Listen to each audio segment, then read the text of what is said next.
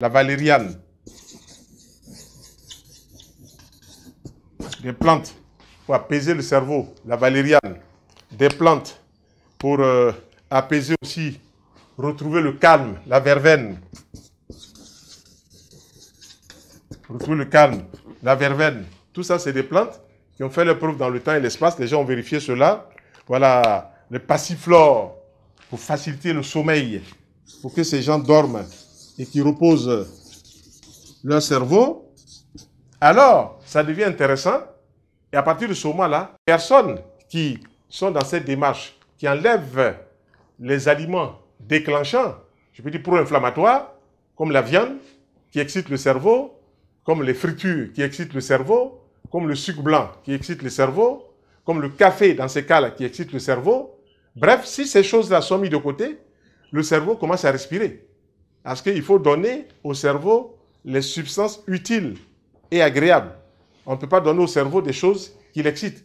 Vous prenez par un verre d'alcool, quelques 5 minutes après, vous avez un vertige. Alors, le commun des mortels dit, mes yeux tournent. Ce n'est pas les yeux qui tournent, c'est la tête qui se trouve dans une situation et qui fait que la personne a des vertiges et tout ça. Voilà. Donc, tout le monde a fait l'expérience, quand on était plus jeune, d'avaler 1 ou 2 verres de vin ou de whisky. Évidemment, comme dirait l'autre, mes yeux tournent. Voilà. Ça tourne bien.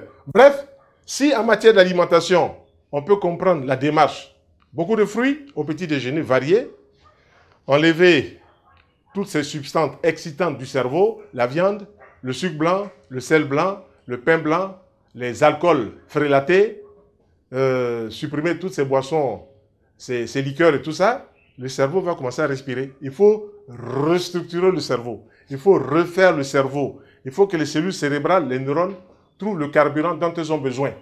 C'est comme ça que dans certains centres psychiatriques, certains médecins ont bien voulu faire l'expérience avec certains de leurs malades.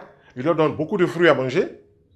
Et puis ils regardent avec un appareil qu'on appelle le scintigraphe pour voir, comme la banane, où est-ce qu'elle va. Et ils constatent que la banane suit bien le circuit puis va être utilisée par les cellules du cerveau.